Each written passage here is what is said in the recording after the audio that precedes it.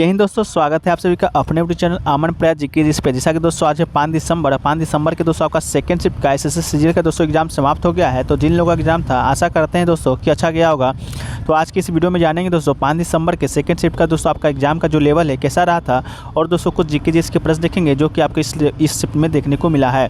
तो वीडियो को शुरू करें दोस्तों, इससे पहले आपसे एक विनम्र निवेदन है कि दोस्तों आप चैनल को सब्सक्राइब नहीं करते हैं। व्यू तो 10 से 20 हज़ार ले जाते हैं, लेकिन चैनल को सब्सक्राइब मात्र 50 से 60 लोग ही करते हैं। तो दोस्तों ऐसा मत कीजिए, आप लोग के लिए इतना मेहनत करते हैं, 30 से 35 किलोमीटर घर से दूर सेंटर पर आते हैं, क्वेश्चन को इकट्ठा करते हैं, इसके बाद दोस्तों आपको क्वेश्चन मिल पाता है। आपको तो ये मात्र 10 मिनट का वीडियो लगता होगा, लेकिन इसके पहले कितना मेहनत लगता है वो दोस्तों हम लोग ही जानते हैं। तो चैनल को सब्सक्राइब जरूर कीजिएगा और नोटिफिकेशन बेल को भी साथ साथ ऑन कर लीजिएगा। इससे जो हमारा मोटिवेशन है दोस्तों बढ़ता चला जाएगा और इसी प्रकार के कंटेंट हम आपके बीच लाते रहेंगे। तो चलिए वीडियो को शुरू कर देते हैं। तो दोस्तों बात करें लेवल का, तो लेवल दोस्तों आपका तो पिछले शिफ्टों की अपेक्षा ही देखा जा रहा है, कोई भी परिवर्तन आपको नहीं देखा गया है। तो ओवरऑल जो भी परिवर्तन देखा गया है जीके जीएस में ही देखा जा रहा है, क्योंकि क्वेश्चन दोस्तों आपका थोड़ा सा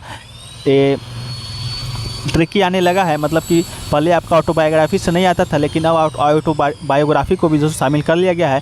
जैसे दोस्तों आप पहला क्वेश्चन आप देख सकते हैं कि which Indian cricketer has launched his autobiography imperfect. मतलब कि दोस्तों इम्परफेक्ट जो ऑटोबायोग्राफी है वो किस क्रिकेटर की द्वारा लिखा गया है या किस क्रिकेटर का आत्मकथा है। तो दोस्तों बता दें, the book imperfect is the autobiography of batsman turn commentator Sanjay Manjrekar. तो ये दोस्तों आपका संजय मांजरेकर का आत्मकथा है। The book tells about his cricket career, his life and his ovation with the batting technique the quest of perfection।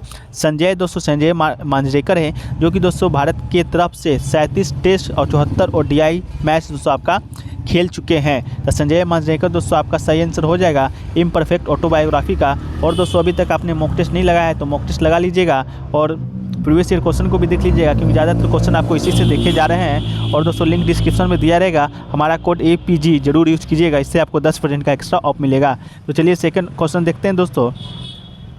Second question दोस्तों आपका Vettel से आया था कि पानीपत का जो प्रथम युद्ध आपका है वो किसके मध्य में लड़ा गया था। तो दोस्तों पानीपत का प्रथम लड़ाई आपको बता दें वो 21 अप्रैल 1526 को दिल्ली के सुल्तान इब्राहिम लोदी और बाबर के बीच लड़ा गया था। तो दिल्ली सल्तनत जो कि दोस्तों आपका गुलाम वंश के साथ शुरू होता है और लोदी वंश के साथ आपका ख़त्म हो जाता है। उस वंश का अंतिम शासक था इब्राहिम लोदी। उसी के बीच दोस्तों बाबर ने पानीपत का पहला युद्ध लड़ा था और इसके बीच आपका जो भारत में मुगल साम्राज्य की स्थापना किया था। तो बाबर की सेना ने दोस्तों इब्राहिम के 1 लाख से अधिक सैनिकों को हराया था।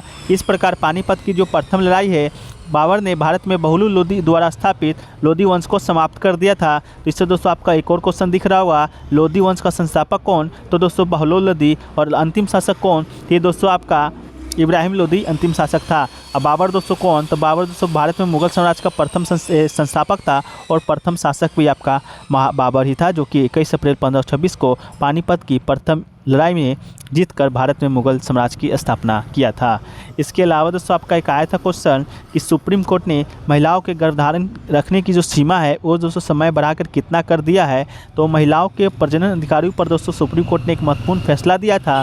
शीर्ष अदालतों ने पहले ही माना था कि महिलाओं की जो गर्भ अवस्था है, सभी महिलाओं की गर्भावस्था के 24 सप्ताह तक सुरक्षित और कानूनी गर्भपात कराने का अधिकार है। वैवाहिक स्थिति के आधार पर कोई मतभेद करना संवैधानिक रूप से अस्थिर है। तो ये दोस्तों आपसे पूछा गया था 20 सप्ताह से बढ़ाकर कितना सप्ताह तक कर दिया गया है। तो आपका दोस्तों 24 सप्ताह बिल्कुल राइट आंसर हो जाएगा। चलिए दोस्तों अगला जो क्वेश्चन देखते हैं, तो अगला दोस्तों आपका फिजिक्स से दिखाया गया था। विद्युत आवेश का दोस्तों आपका SI मात्रक पूछा गया था। तो विद्युत आवेश का SI मात्रक आपका हो जाएगा दोस्तों, सही उत्तर कूलम हो जाएगा। इस प्रकार दोस्तों कुछ SI मात्रक है जो कि आपके एग्जाम में पूछे गए हैं या पूछे जाने की संभावनाएं अतिरिक्त है। तो पहला दोस्तों आपका वाट का है, वाट का जो SI मात्रक आपका हो जाएगा शक्ति। इसके अलावा ओम का जो SI मात्रक दोस्तों आपका हो जाएगा विद्युतीय प्रतिरोध। इसके बाद दोस्तों वाल्ट का जो SI मात्रक हो जाएगा आपका विभवांतर हो जाएगा। तो इन सभी को दोस्तों देख लीजिएगा। इसके अलावा इसका PDF दोस्तों टेलीग्राम पर भेज दिया जाएगा। टेलीग्राम चैनल का लिंक भी दोस्तों डिस्क्रिप्शन में दिया गया है, वहाँ से भी जल्दी जाकर आप ज्वाइन हो जाइए, क्योंकि सभी प्रकार का स्टडी मटेरियल आपको वहीं पर देखने को मिलेगा। एक दोस्तों देखने को मिला था आपका राइबोसोम से संबंधित कोई प्रश्न आपको देखने को मिला था। mRNA से संबंधित प्रश्न दोस्तों क्लियर नहीं मिल पाए हैं, लेकिन आप अगर एग्जाम देकर आ रहे हैं तो कमेंट सेक्शन में ज़रूर बताइएगा। एक क्वेश्चन दोस्तों आपसे पूछा गया था, लोक रंग फेस्टिवल किस राज्य में मनाया जाता है? तो दोस्तों आपको बता दें, लोक रंग महोत्सव यह हर साल को 26 जनवरी को मनाया जाता है। ये 5 दिनों के लिए मनाया जाने वाला दोस्तों आपका त्यौहार है और मध्य प्रदेश आदिवासी लोक कला अकादमी कार्यक्रम का आयोजन करती है। और त्यौहार का जो वास्तविक उद्देश्य है भारत के भू राजनीतिक सीमांकन को मिटाना है। तो दोस्तों आपको इससे 3 प्रश्न आपको बन रहा होगा। पहला तो ये कहाँ बनाया जाता है, ये आज की शिफ्ट में पूछा गया, तो मध्य प्रदेश के आदिवासी के द्वारा मनाया जाता है। इसके अलावा दोस्तों मध्य प्रदेश में एक आदिवासी लोक कला अकादमी है, उसी के द्वारा इस कार्यक्रम का आयोजन किया जाता है। इसके अलावा ये कितने दिनों का त्यौहार है? तो ये दोस्तों आपका 5 दिनों का त्यौहार है। और दोस्तों कब मनाया जाता है? तो हर साल 26 जनवरी जब भारत में गणतंत्र दिवस मनाया जाता है, उसी समय दोस्तों मध्य प्रदेश में आदिवासियों के द्वारा लोक रंग महोत्सव मनाया जाता है। चलिए अगला क्वेश्चन की ओर बढ़े।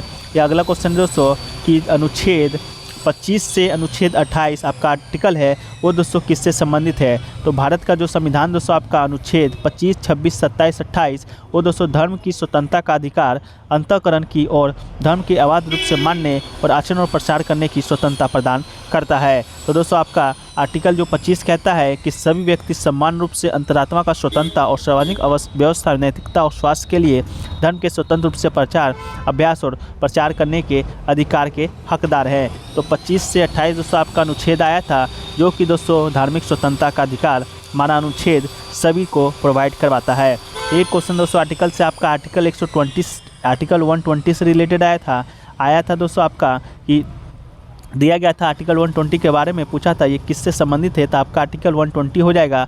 चलिए आर्टिकल 120 में क्या है उसको देख लेते हैं। तो परंतु यथास्थिति राज्यसभा का सभापति या लोकसभा का अध्यक्ष अथवा उस रूप में कार्य करने वाले व्यक्ति किसी सदस्य को जो हिंदी में या अंग्रेजी में अपनी पर्याप्त अभिव्यक्ति नहीं कर सकता है, अपनी मातृभाषा को संसद में सदन को संबोधित करने की अनुज्ञा दे सकेगा। ये दोस्तों आपका आर्टिकल 120 से संबंधित है। तो आपका आर्टिकल 120 ही दोस्तों आपको इस शिफ्ट में देखने को मिला था। एक क्वेश्चन दोस्तों आपको देखने को मिला था, परफेक्ट स्कोर ऑफ टेनिस का ऑप्शन में दोस्तों आपको दिया गया था, ऑप्शन में 6, 6, 6, 4, 6, 5 और कोई एक ऑप्शन और दिया गया था। तो दोस्तों आमतौर पर एक खिलाड़ी को एक गेम जीतने के लिए 4 अंक और एक सेट का दावा करने के लिए 2 गेम के अंतर के साथ कम से कम 6 गेम जीतने होते हैं। एक खिलाड़ी टीम को मैच जीतने के लिए 3 सेट सर्वश्रेष्ठ 5 सेट या 2 सेट सर्वश्रेष्ठ 3 सेट में जीतना होता है। तो ये क्वेश्चन दोस्तों समझ में नहीं आया है या आप कोई एग्जाम देकर आ रहे हैं तो ज़रूर बताने का प्रयास कीजिएगा। एक क्वेश्चन दोस्तों आपका देखिए बनने को आया था, मोनल वर्ड से कुछ प्रश्न आपको देखने को मिला था। तो मोनाल फिशन परिवार का लोफोसोरस जीनस का एक पक्षी है दोस्तों। इसकी 3 प्रजातियाँ हैं, बहुत सी उप प्रजातियाँ हैं, लोफोफोरस जीनस के अंतर्गत पाई जाती है। तो मोनल वर्ड से रिलेटेड क्या प्रश्न दोस्तों आपका आया था, ये आप कमेंट सेक्शन में जो भी लोग एग्जाम देकर आ रहे हैं बताइएगा। एक क्वेश्चन देखिए दोस्तों आपका आया था, सीड कैपिटल फंड स्कीम किस राज्य से संबंधित है? तो दोस्तों सीड कैपिटल फंड स्कीम की बात करें तो ये दोस्तों आपका जम्मू कश्मीर राज्य से संबंधित आपका ये स्कीम हो जाएगा। तो जम्मू कश्मीर आपका बिल्कुल राइट आंसर हो जाएगा। इसके अलावा दोस्तों देखिए क्वेश्चन आपका देखने को मिला था रघुनाथ मोहपात्रा से संबंधित। ये दोस्तों आपको इनको पद्म विभूषण मिला था 2001 ईस्वी में। तो यही पूछा गया था दोस्तों कि किस क्षेत्र में आपको मिला था। तो रघुनाथ मोहपात्रा दोस्तों 24 मार्च 1943 को जन्म, 9 मई 2021 को मृत्यु हुआ था। भारत के वास्तुकार थे, मूर्तिकार थे और राज्यसभा के नामित सदस्य भी थे।